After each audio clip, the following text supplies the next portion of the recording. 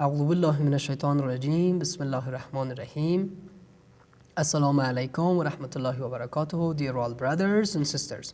Welcome back to the 10th session of Qari Abdul Kabeer program for Tajweed series. In this lesson, we're going to have a discussion about a very important part of Tajweed. And it is about idgham portion. Idgham portion. Dears, as it's clear that idgham is an Arabic word. It means to enter, but in Tajweed, it means to remove a letter and we make mushaddad the next letter. We remove a letter, we delete a letter from pronunciation, and the next of the deleted letter, every letter that it be, we make it mushaddad. Mushaddad, it is a symbol that we pronounce the letters strongly. And in Hafs and Asim narration of Holy Quran Recitation, there are 7 points in idgham. The first point in idgham, it is that we make sakin, we remove the first letter of 2 similar letters. We remove the first letter of 2 similar letters. It means that in a word, there are 2 letters which are they both are one, like there are 2 dal, like there are 2 ba, or maybe there are 2 ta, every letter that it be. Like in the example, as you see, like we have qad dakhalu, qad dakhalu. There are 2 dal. The first dal has a sukun at the top, and the second dal has a fatha at the top. So we remove the first dal and we add a tashdid at the top of the second letter, like we pronounce it based on idgham, qad dakhalu, qad dakhalu. We remove the first dal. And the next example, as you see in the screen, like we have yudrikkum, yudrikkum. Here there are 2 kaf letter. First kaf has a sukun at the top, and the second has a dhamma at the top. Based on idgham, we pronounce it yudrikkum. Yudrikkum. Why? Because there are 2 letters similar of each other, and we remove the first one, we add a tashdid at the top of the second one. The second rule of idgham, we do idgham the letter ba, which is sakin, to letter mim. It means that every often in Holy Quran words there is a ba, and after ba there is a mim. In the condition that the ba should have a sukun at the top, we delete the ba and we pronounce mim with a tashdid at the top. And it is mentionable that based on Hafs and Asim narration of Holy Quran Recitation, we have one example in all Holy Quran, that is irrukab ma'ana.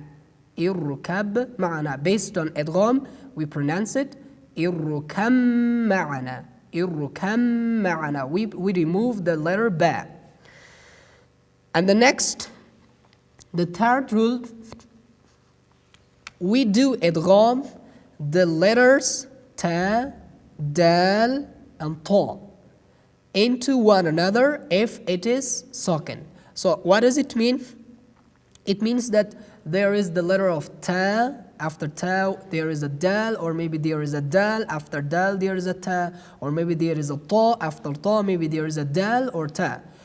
Among these 3 letters, ta, ta, and dal, when one is sakin and after the sakin one, another one comes, we make idgham. Like the example that you see in the screen, that is athqalat da'awallah.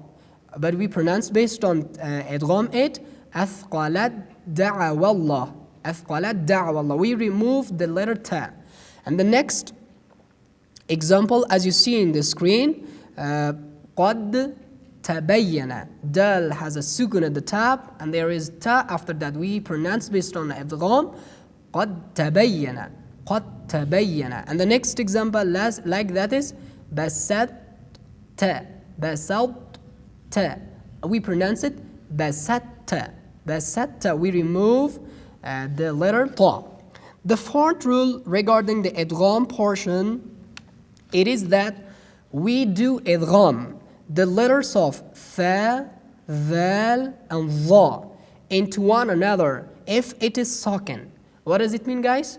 It means that when there is tha, after tha there is dhal or dha, or maybe there is dhal, after dhal there is tha or dha, or the next, when there is dha, after dha we have as tha or dhal, we remove the first one and the tashdid at the top of the next letter, like as you see the example in the screen, that yalhath dhalik, yalhath dhalik. Here the letter tha, it has a sukun at the top, and there is dhal after tha. We pronounce it yalhath dhalik, yalhath dhalik, yalhath dhalik. And the next example, as you see in the screen, that is idh zalamu, idh zalamu. We remove the letter dhal and we add a tashdid at the top of dha based on idgham, like we pronounce idh zalamu,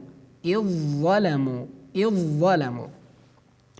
The fifth rule regarding the idgham portion, it is that we do idgham the letter qaf, which is sakin, into kaf letter.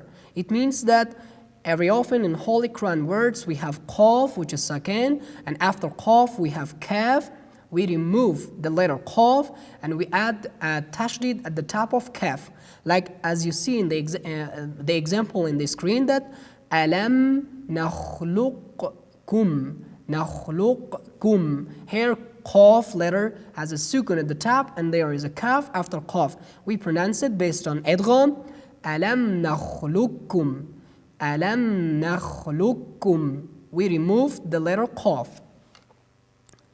The sixth rule regarding idgham portion is that we do idgham the letter lam, which is sakin, to ra. Yes, it is the sixth rule of idgham. Like the example you see, we pronounce, as you see in the screen, qul rabbi, qul rabbi. We pronounce it based on idgham, qur rabbi, qur rabbi, qur rabbi. We remove the letter lam. And the next example, as you see in the screen, that is bal rabbukum, bal rabbukum. Based on idgham, we pronounced it bar rabbukum, bar rabbukum. The seventh and the last one regarding the idgham portion, it is that we do idgham the letter noon, which is sakin. It means that we remove noon, which has a sukun at the top, into the letters of ya, ra, mim, lam, waw, noon. And these 6 letters are collected in the phrase of yarmalun.